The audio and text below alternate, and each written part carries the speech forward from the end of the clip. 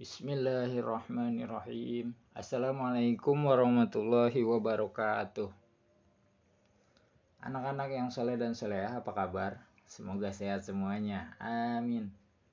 Untuk kesempatan hari ini kita akan bahas mengenai pengertian dan dasar hukum sujud. Sujud yang dimaksud adalah sujud syukur, sujud sawi, dan sujud tilawah. Mungkin kalian sudah banyak ya yang mengetahui tentang sujud-sujud tersebut.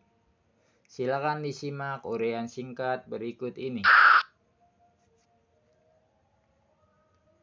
Namun sebelum membahas materi sujud, perhatikan kompetensi inti dan kompetensi dasar.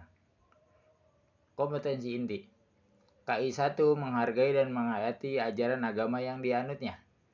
KI 2 menghargai dan menghayati perilaku jujur, disiplin, bertanggung jawab, peduli, toleransi, gotong royong, santun, percaya diri dalam berinteraksi secara efektif dengan lingkungan sosial dan alam dalam jangkauan pergaulan dan keberadaannya. Kompetensi dasar 1.10 menerapkan ketentuan sujud syukur, sujud tilawah, dan sujud sahwi berdasarkan syariat Islam. 3.10 memahami hikmah sujud syukur, sujud sahwi, dan sujud tilawah. 4.10 mempraktekkan sujud syukur, sujud sahwi, dan sujud tilawah.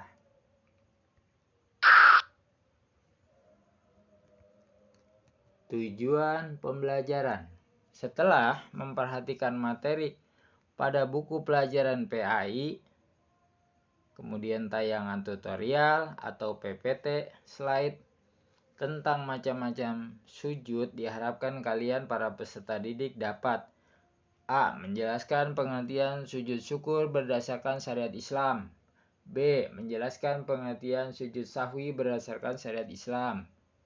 C. Menjelaskan pengertian sujud tilawah berdasarkan syariat Islam.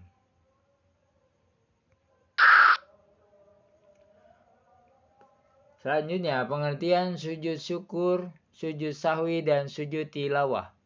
Pengertian sujud syukur. Sujud syukur adalah sujud sebagai ungkapan terima kasih kepada Allah Subhanahu wa taala atas karunia-Nya. Kemudian sujud sahwi adalah sujud 2 kali setelah tasyahud akhir sebelum salam.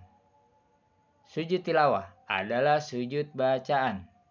Selanjutnya, latar belakang sujud syukur, sujud sahwi, dan sujud tilawah. Sujud syukur dilakukan karena mendapat anugerah atau ketika terhindar dari musibah.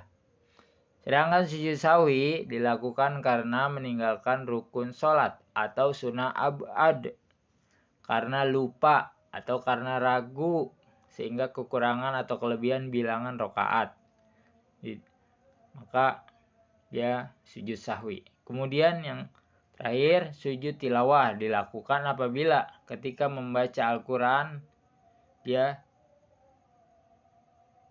menemui ayat sajadah, atau ada orang yang membaca Al-Quran dia mendengarnya dibacanya ayat sajadah, maka dia disunahkan sujud tilawah. Kemudian dasar hukum sujud syukur, yaitu berdasarkan hadis yang diriwayatkan dari Abu Bakar radhiyallahu an, bahwasanya Nabi Muhammad SAW apabila datang sesuatu yang menggembirakan, maka beliau tunduk bersujud kepada Allah Subhanahu wa taala.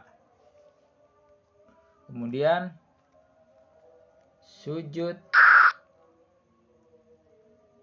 sahwi berdasarkan hadis Rasulullah SAW dari Abu Sa'id Al-Khudri. Ia berkata, Rasulullah SAW bersabda, apabila seseorang di antara kalian ragu di dalam sholatnya, yaitu ia tidak tahu apakah ia telah sholat 3 atau 4 rakaat, maka hendaklah ia buang yang ragunya itu dan kerjakan mana ia yang yakini. Kemudian hendaklah ia sujud 2 kali sebelum salam. Kemudian dasar hukum sujud tilawah. Berdasarkan hadis yang diriwayatkan dari Abu Hurairah radhiyallahu an, ia berkata, Rasulullah SAW bersabda, apabila seseorang membaca ayat sajadah lalu ia sujud, maka menyingkirlah setan dengan menangis. Dan setan itu berkata, sungguh celaka manusia diperintah sujud, ia sujud, maka baginya surga. Sedangkan aku diperintah sujud, tetapi aku membangkang, maka bagiku neraka. Demikian dalil dari sujud tilawah. Maka selesai sudah materi PPT pertama. Semoga mudah dipahami dan dapat menjadi ilmu yang bermanfaat. Amin. Terima kasih semuanya atas segala perhatiannya. Wassalamualaikum warahmatullahi wabarakatuh.